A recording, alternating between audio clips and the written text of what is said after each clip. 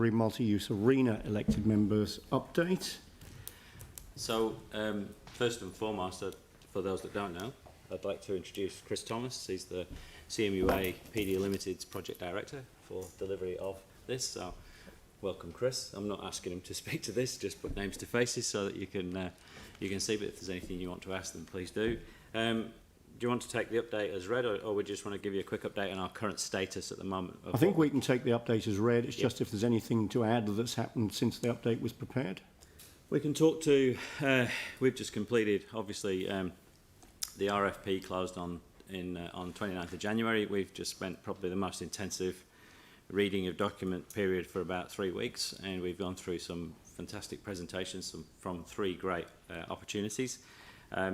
It's been a highlight of my career to date to see the positive response we've had, and to see the level of capability that wants to come here and do this and carry out this particular project. We obviously can't talk much more about it, really. We're in the process of a due process that we have to go through in order to appoint. So we will be bringing that back to council on the 25th of March, so which will be an agreement to proceed with the pre-contract services agreement. So that's the status of the project today. With regards to on-site works, enabling works are completed to a degree. They're now within the site boundary.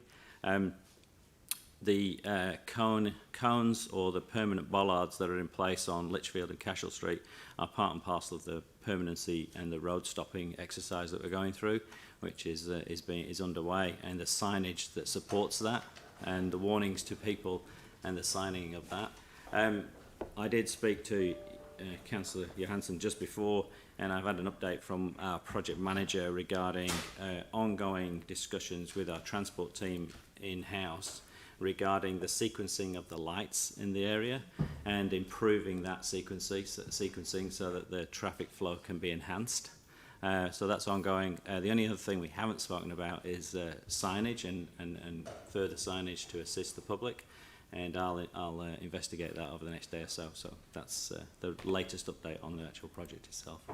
Excellent, thank you. Thanks very much. Are there any questions? Lena?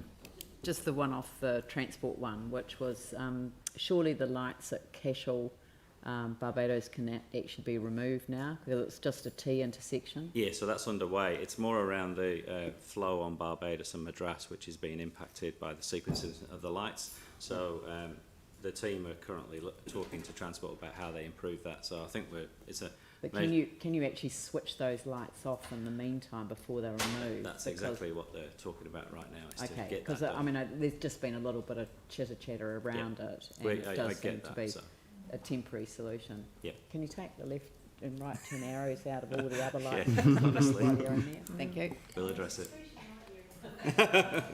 Thank you. Yanni, you've got a question. I mean, I know we've kind of considered it, but it does seem quite sad that the NG building is having to be removed. Is there any opportunity? What's the opportunity within the design to incorporate that? Is there any thing? I mean, it's just been in the media again recently. So, is there any solution that could be found possibly to retain that heritage building?